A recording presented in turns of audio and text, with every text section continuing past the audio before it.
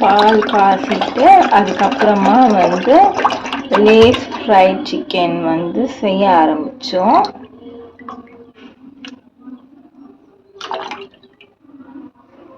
இன்னைக்கு நம்ம செய்ய போகிறது லேஸ் ஃப்ரைட் சிக்கன். அதுக்கு வந்து நான் வந்து 1/2 கிலோ வந்து சிக்கன் எடுத்துருக்கேன்.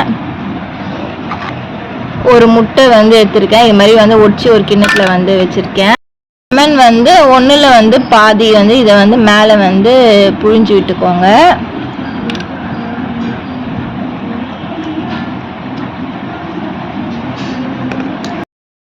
மிளகாத்தூள் வந்து 1லேருந்து 1.5 வந்து போட்டுக்கோங்க. இது வந்து கடை மிளகாத்தூள். உங்களுக்கு காரம் எப்படி வேணுமோ அப்படி வந்து ஆட் பண்ணிக்கோங்க. அடுத்து வந்து கரம் மசாலா, அதை வந்து 1 டேபிள் ஸ்பூன், வந்து 1/2 டீஸ்பூன். பேஸ்ட் வந்து 1 டேபிள் ஸ்பூன்,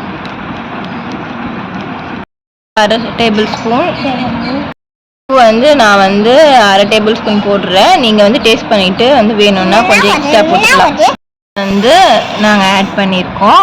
நீங்கள் வந்து சிக்கன் அளவுக்கு ஏற்ற மாதிரி வந்து முட்டையை வந்து ஆட் பண்ணிக்கோங்க.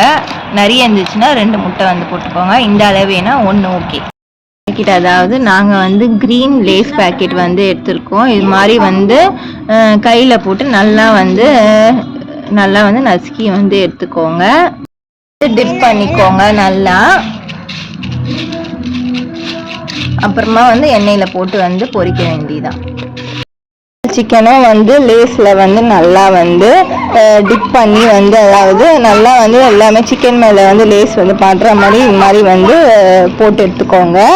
இப்போ வந்து கடாயில் எண்ணெய் காய வைக்கலாம். கடாயில் வந்து ஒன்றா வந்து ஆட் பண்ணிக்கலாம்.